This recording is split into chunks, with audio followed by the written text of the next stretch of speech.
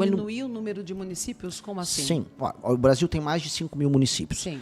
Grande parte desses municípios, eles não se sustentam. Vou dar um exemplo. Tem um município que chama Grajaú, que fica no Maranhão. Esse município, ele é muito pequeno, muito pobre. Os índices de desenvolvimento humano, ou seja, a qualidade de vida ali, ela é similar à de um país da África subsaariana. Muito baixo. E quem paga a conta de lá é tudo governo federal. Não existe essa coisa chamada governo federal. Esse dinheiro, no fundo, vem, na verdade, de outras cidades que se pagam. Por exemplo, Campinas. A gente está em Campinas, o dinheiro sai de Campinas e vai para Grajaú, no Maranhão.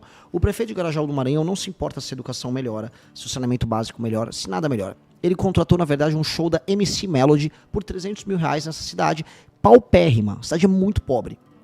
Pra ele, se ele contrata o show da MC Melody, isso tem um efeito político bom porque ele se reelege. E ele não precisa, na verdade, prestar conta pras pessoas se ele entregou um serviço bom. Esse município não deveria existir. Não que eu vou passar um trator no município, mas nós vamos juntar ele com outros municípios ao redor e vamos criar um município só. Vai custar muito menos. Distrito. Como se fosse um distrito. Voltar a ter distritos. Exatamente. Como sempre foi. Exato. E aí, esse distrito muito maior, em vez da gente ter, por exemplo, 50 vereadores, vai ter 9 vereadores. Vai ter um prefeito, vai ter uma secretaria de educação, uma secretaria de saúde. E o uso desse dinheiro vai ter que ser racionalizado. Ou seja, olha, vai receber o dinheiro, ele tem que ser bem aplicado, senão o prefeito dessa cidade maior, esse distrito, perde os direitos políticos. O que a gente está propondo é, se o prefeito não é um bom prefeito, não adianta a gente achar que a população vai avaliar. Eu falo isso aqui olhando para a câmera. A população, na maior parte dos lugares, não sabe avaliar os políticos.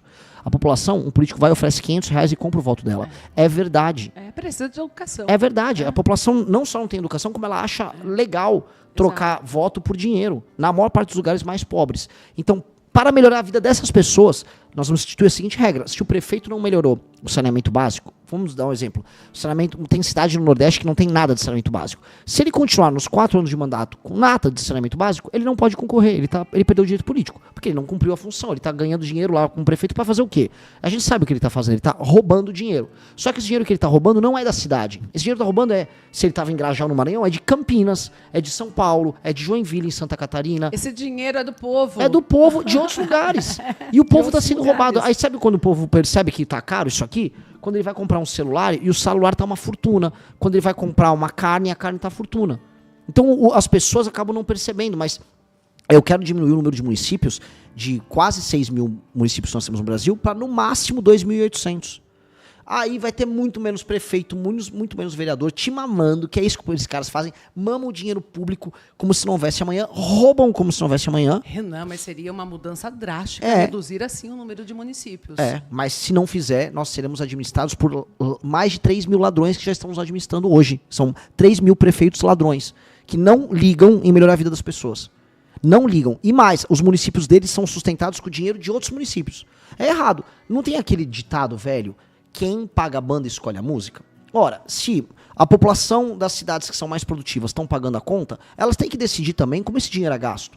Só que quem decide como esse dinheiro é gasto é um prefeito corrupto de uma cidade do interior. E vai gastar como ele quer. Como ele quer. Com farra, com parente dentro do governo. Aí ele vai, e para se reeleger, ele vai fazer um festão, vai desviar dinheiro com empreiteira. São nessas cidades onde acontece muita corrupção. E onde os políticos mandam aquelas emendas do orçamento secreto, e essas emendas são desviadas. A gente tem que acabar com isso, se a gente quiser que o Brasil seja um país sério. Se não, assim, se fala, não, Renan, eu quero que o Brasil não seja sério, então não mexe nisso. E a gente continua jogando dinheiro nessa fornalha. É uma fornalha, a gente está queimando dinheiro. E deixando um monte de vagabundo rico. Renan, o que você faria para melhorar realmente a economia? Eu vejo um Brasil muito assimétrico em regiões ricas, onde tem o agro, por exemplo, mas nessa mesma região também tem as pessoas muito pobres, no Nordeste outra realidade, Minas Gerais outra realidade, em São Paulo aqui temos outra realidade. É um Brasil muito diferente, que a gente não consegue... Quem é rico parece que cada vez fica mais rico e quem é pobre cada vez fica mais pobre. É verdade. Tem até uma música disso e é verdade, é uma pura verdade. O que você faria para a economia girar e quem é pobre ficar mais rico? Vamos lá, eu vou tentar ser bem rápido. O que eu vou fazer nós vamos cortar muitos gastos. O orçamento do Brasil hoje é 6,5 trilhões. Tá? Ou seja, o gasto do orçamento brasileiro num ano é 6,5 tri. É muito dinheiro. eu preciso economizar um pedaço desse dinheiro. Por quê? Porque esse dinheiro é muito mal gasto. E gasto como? Renúncia fiscal. Tem um monte de empresa no Brasil que não paga imposto e não quer pagar imposto porque o governo deixa não pagar imposto. Zona Franca de Manaus é isso. A gente gasta 50 bilhões com Zona Franca de Manaus. De emenda parlamentar, a gente gasta 65 bilhões. Tá? Ou seja, tem 100 bilhões só de Zona Franca de Manaus e emenda parlamentar. A gente tem gastos, fraudes no BPC, fraudes no Bolsa Família, gastos excessivos com penduricalho e supersalário do judiciário, que é o judiciário mais caro do mundo. A gente tem... há uma indexação, e a gente precisa ser mexida, do valor do salário mínimo com o valor do BPC, o que é incorreto, porque quem está trabalhando e tem um aumento de produtividade não pode ser refletido em quem não está trabalhando. Então, corrigindo essas distorções, eu vou economizar 250 bilhões por ano.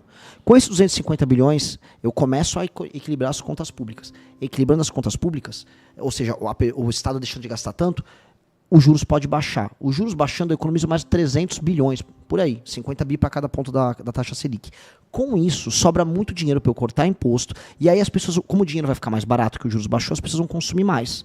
E aí eu vou fazer uma série de reformas que a gente chama de reformas microeconômicas. São reformas que deixam a nossa economia mais competitiva. Se você quiser abrir uma empresa, uma pequena fábrica, uma startup, se você quer abrir um comércio, vai ficar mais fácil. Se você quer contratar e demitir, vai ficar mais fácil. E aí a gente começa a competir novamente com Vietnã, com China e com outros países fazendo produtos e serviços de qualidade. Fazendo essas medidas todas, a gente começa a enriquecer. Aí você vai falar, desigualdade regional, Nordeste. Pois bem, o Nordeste tem condição de se desenvolver. O agro dá para chegar no Nordeste e gerar empregos no Nordeste. E eu vou fazer no Nordeste uma coisa que chama Zona Econômica Especial. Nós vamos pegar empresas que hoje estão na China produzindo para os Estados Unidos e para a Europa, produtos industrializados, e eu vou trazer empresas que façam isso, vou colocar no Nordeste sem pagar impostos, e elas vão só exportar, para não destruir o resto de produção que nós temos no Brasil. Exportar para o primeiro mundo, igual a China fez. Vamos trazer essas empresas e vamos começar a industrializar o Nordeste. Vamos levar data center para o Nordeste, fazer energia desenvolvida, isso lá. O Nordeste se desenvolve lá, o que acontece? O governo pode parar de investir tanto no Nordeste e voltar a investir aqui no Sul-Sudeste. Tá. Aqui a gente foi esquecido. Só para lembrar aqui, para todo mundo que está assistindo, nós, em São Paulo, pagamos boa parte da conta, mas o dinheiro não volta para cá. São Paulo, em alguma medida, é roubado pelo governo federal. Depois a reforma ficou mesmo. É roubado. E, como é roubado, nós temos que resolver de vez o Nordeste para voltar também a focar na nossa região. Tá. Tudo isso seria um Brasil ideal. Não, é um Brasil... lá, um Brasil justo. Justo. Vamos usar essa palavra. Você chega lá na presidência, pré-candidato, passa a ser presidente da República. Como enfrentar o Congresso daí para mudar tanta lei? Você já pensou nessa articulação, Renan? Sim. O Congresso Nacional, hoje ele é completamente viciado em emenda. Os deputados federais ligam apenas para emendas, tá? E hoje nós temos uma alternativa. Eu posso fiscalizar a emenda deles. Se qualquer um fiscalizar as emendas do orçamento secreto, metade do Congresso vai preso. E o Congresso sabe disso. Então o Congresso está morrendo de medo. Inclusive do Lula, que está começando, ele próprio Lula, malandro que é, ele começou a fiscalizar. Eu vou acabar com esse orçamento secreto dessa maneira. E o STF também tem que acabar com esse orçamento secreto. Que aí os deputados perdem essa autonomia em ser só ladrão e voltam a ter que conversar para votar os projetos, como tem que ser numa democracia. O Congresso brasileiro é um Congresso rebelde que gosta de roubar. Então a gente vai ter que botar o Congresso num cabresto. Assim como a gente vai ter que colocar o STF de volta na caixa dele. Eu vou topar compor, eu posso chamar pessoas de outros partidos para compor nosso governo, mas não para roubar e não para lotear, e sim para tocar projeto. Por exemplo, olha, eu vou fazer um Ministério da Cidade ser o Ministério da Desfavelização. Vai mudar de nome, Ministério da Desfavelização. Esse ministério, se algum partido quiser tocar com a gente a desfavelização, para tocar desfavelização, bem-vindo, não para roubar. Eu vou juntar o Ministério da Justiça com as áreas de segurança e nós vamos ter o Ministério da Guerra contra o Crime. Esse Ministério da Guerra contra o Crime, se algum partido quiser participar conosco, será bem-vindo. Então a gente vai compor, mas não compor na roubalheira. E, como recado para todos, eu não vou querer me reeleger. Eu quero ganhar a eleição para não me reeleger. Eu quero fazer essas medidas que eu falei para você, que mudam o Brasil, e vai mudar tanto o Brasil que eu nem preciso estar lá outro mandato. Mas o seu plano é para longa data. Para sempre. E aí eu vou torcer para eleger o Kim Kataguiri, por exemplo, meu deputado menino brilhante. Pessoas do seu partido isso, que mas têm a mesma mentalidade. Isso, eu não quero ficar preso ali dentro nessa mentalidade de tipo correr para se reeleger, porque aí todo mundo vira só populista.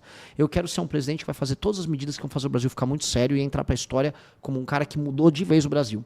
Tá. E se essas medidas passarem, o Brasil vai ser um país sério, rico e poderoso.